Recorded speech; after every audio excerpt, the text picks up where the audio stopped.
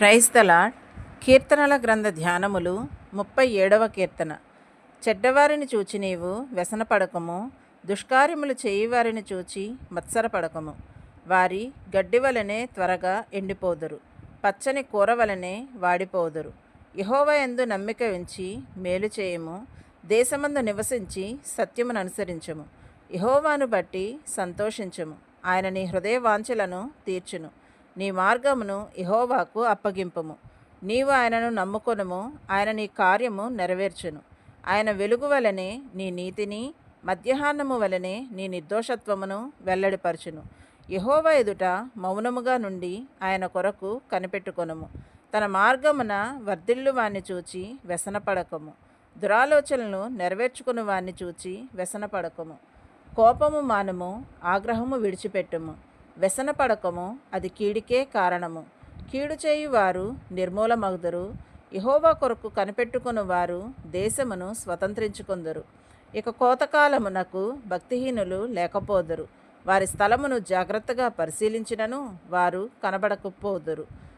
దీనులు భూమిని స్వతంత్రించుకొందురు, బహుక్షేమము కలిగి సుఖించెదరు.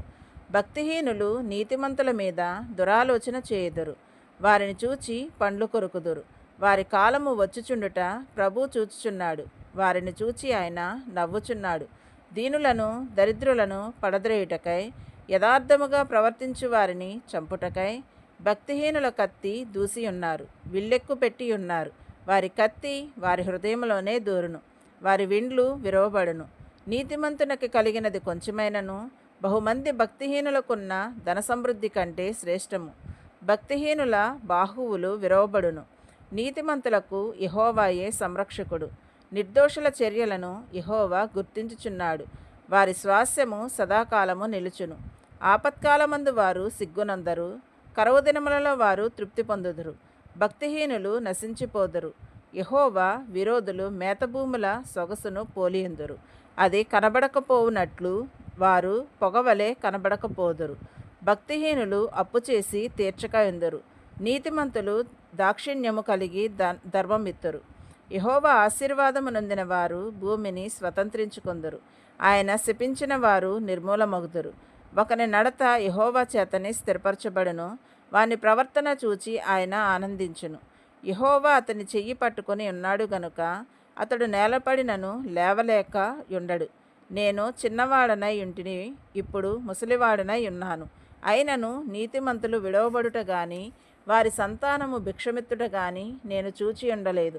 దినమెల్లా వారు దయాళురై అప్పు ఇచ్చుచుందురు, వారి సంతానపు వారు ఆశీర్వదింపబడుదురు. కీడు చేయుట మాలి మేలు చేయుము, అప్పుడు నీవు నిత్యము నిలుచుదువు. ఎలయనగా యెహోవా న్యాయమును ప్రేమించువాడు, ఆయన తన భక్తులను విడువడు. వారెన్నటెన్నటికీ కాపాడబడుదురు గాని భక్తిహీనుల సంతానము నిర్మూలమగను. నీతిమంతులు భూమిని స్వతంత్రించుకొందురు, వారు దానిలో నిత్యము నివసించెదరు.